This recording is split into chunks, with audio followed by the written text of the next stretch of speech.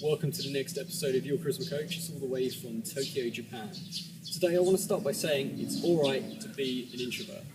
It's also alright to be an extrovert. And much of the theory regarding developing social skills and social improvement in general quietly talks or emphasizes this idea of moving from someone who's introverted, in other words, someone who's quiet, possibly shy, to someone who's extroverted, in other words, someone who's very talkative.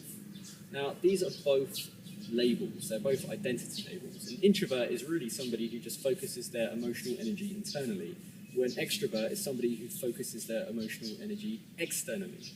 And we can think of them almost as each side of a seesaw. What you really want to focus on is being both. It's all right to be introverted. It's very good to focus your emotional energy internally. And when we're thinking along the lines of problem solving or logical thinking, then that's a very good place to be introverted. When we're wanting to express emotional energy and connect with people, then extroverted is a very useful emotional state to be in. So, with both of these sides being on a seesaw, what I'd like to draw your attention to is something more powerful, and that's being present in the moment, being present and being aware of everything that's going on around you. So rather than focus on developing yourself into an extroverted person, it can actually be more powerful to connect with people introverted, in other words, very low emotional energy. Now, when I was developing my social skills, when I was improving them, when I started off, I was very shy, and I'd find that other people would be the life and soul of the party, and they'd kind of drown me out. And I wanted to develop that side of things, so I learned to become more talkative.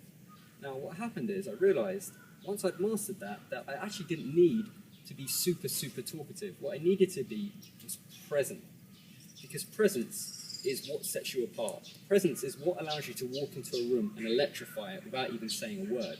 And that's a much more powerful state to be in. So how do you develop presence? Well, you can change and manipulate your emotional energy through your awareness. And the very first thing to focus on is your awareness to your breathing. Now, there's a very good chance you've been breathing your whole life, so I'm pretty sure you know how to do that. But I just want to share several principles with you that will improve how you're breathing right now. The first one is, when you're breathing, to breathe in through your nose and out through your mouth. You're designed to breathe that way, but many of us breathe through our mouth, or we just breathe in through our nose and we breathe in through our mouth and out through our nose. Focus on just breathing in through your nose and out through your mouth. Very, very simple. Very few people do it. The next thing with breathing and breath control is, as you're moving about the world, try and keep your breath constant. In other words, not speeding up your breath or slowing your breath down or holding your breath. Try and keep your breath almost like a pendulum, going backwards and forwards, in no matter what you do. So if you're spring cleaning the house and maybe dusting your house or anything like that, notice, is your breath speeding up? Is it slowing down? As you're riding a bike, is your breath picking up the pace? Is it slowing down?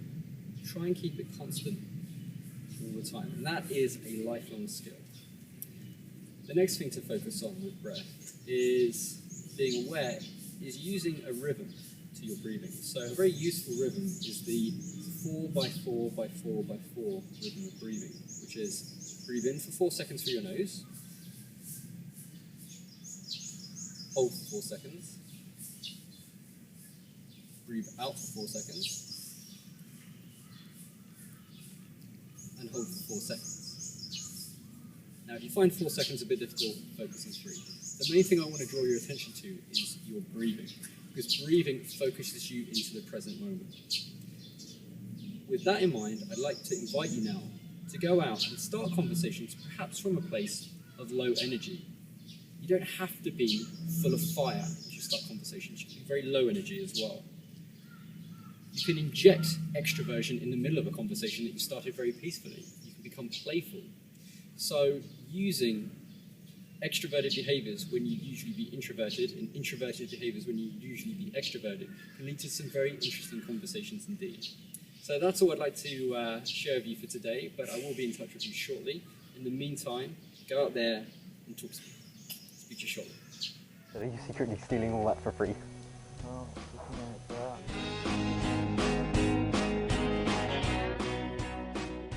Oh, Well, my favourite is Watchmen. The Watchmen? Yeah. I like V for Vendetta. That's good as well. Yeah, I like the old one.